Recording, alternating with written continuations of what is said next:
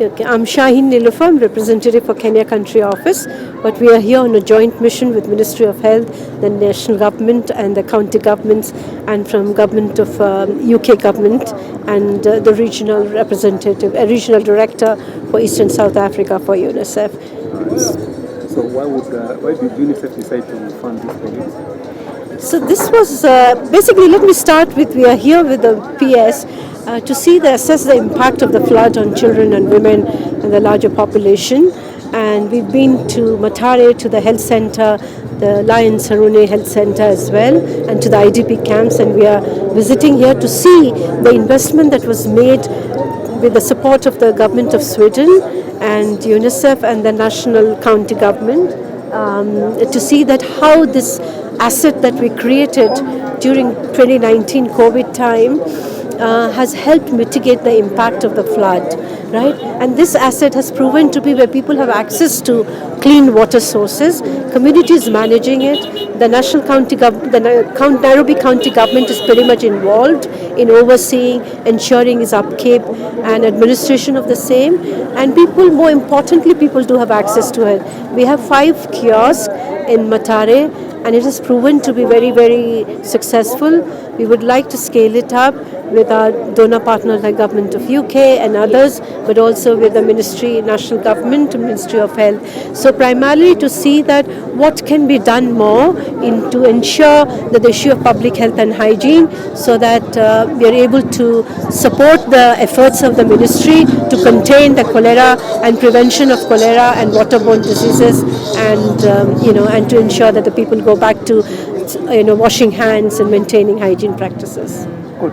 So, first and foremost, Mathare houses about 240 people. That is not just a number, but it is a huge, huge population. So you're likely to get all manner of diseases, all manner of sanitation issues. And that is why one of the key areas that we have to be very keen about, and especially from the Ministry of Health, is clean and safe water. 7.3 million households in Kenya do not have access to clean water or better sanitation. And this is the time to change the tides. With our great partners, we are honored to be here at 3C to witness a machine which is here for the community, run by the community in conjunction with the Nairobi Water and Water Company. Therefore, it will be important to duplicate the same across the city, because as at now, when we are dealing with the floods, we do not want to have diseases like cholera being the next catastrophe that we are dealing with after the floods. We want to contain it at the household level. We want to prevent diseases at the household level, where people are keen about personal hygiene, environmental hygiene, and clean and safe water. Thank you. I'm Eduarda Mendonça Gray, and I'm from the British High Commission. I'm the Deputy Development Director. I've been here today to witness not only this water tank that is amazing, the system works. We saw people taking fresh water, safe water for actually cooking and food and drink. As we know, water is fundamental, right? Without water, there is no life, and therefore it's really important that water is actually safe for consumption. As the PS said, there are over 200,000 people here, right? So we all should be working together collectively. This is about collective responsibility to actually look at options like this. Can we scale up something like this across the country, right? Because that's really important. And I think Shaini also said that this is interlinked, right? Water, hygiene, sanitation, all of that, it's really important. So the UK government is very happy to be here and to be part of this change. Again, we need to work with the communities, because it's not enough to have these water tanks, but we need to embrace and support communities to actually use them, but use them in a way that changes their behavior, the way they cook their food, the way they consume their water. So I'm really happy to be here today and to see this. Thank you. yeah, thanks. Comment during this period when there's a lot of water, flooding, it will be important to have proper consolidation of solid waste management, the collection of it, the separation of the same, and equally the disposal of the same. We cannot allow everybody to just throw solid waste anywhere, because that is what is going to brew into some diseases that we can prevent earlier. And we also want to encourage recycling of waste management where possible. And I am happy with what is happening even here in Mathare, that some of the solid waste has been recycled to even pads and comes back to the society for sale. Thank you. We are also aware that you are at the Lions. Yes, the Lions Hospital again.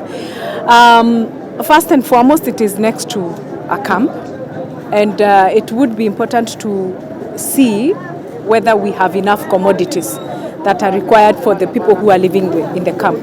Remember, we have people who are in the camp and have long-term ailments. It is critical that they continue taking the drugs that they are supposed to. If you have HIV, then continue taking that drug. We have children, very young children, who are below the age of 5 years and may need to continue with their immunization schedules, vaccination schedules.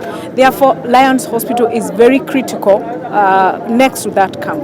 And we also have been able to have clean toilets for the population that is there. And that will really help us to manage the critical team that is in the camp. Yeah. Thank you. Region Director for Eastern and Southern Africa. So I'm very impressed actually from the actions that, of course, government at the nation level, but also at the county have taken to address the situation of floods.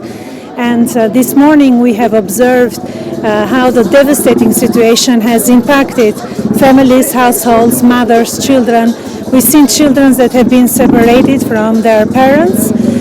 But also we've seen how together we're coming as one big team, meaning the government and the partners in support of the government's leadership, together with the UK government with their support in the IDP camp. We saw the support we're providing to the households. But also here we're coming to actually look at best practices, because indeed this is a best practice, and I take this opportunity to thank the Swedish government for the support it's given to UNICEF and also to the Kenya government for providing water here where we are in the informal settlements. I want to say that as I'm being the regional director, we're seeing these devastating floods across the region.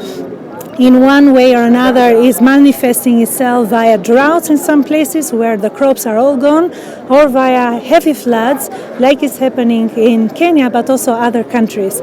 So just to say that we are here to support governments, people. It is a very difficult situation because of climate change, and we all have to be together, and of course a call to everyone to support the efforts of the governments and the communities as well. Thank you. Thank you.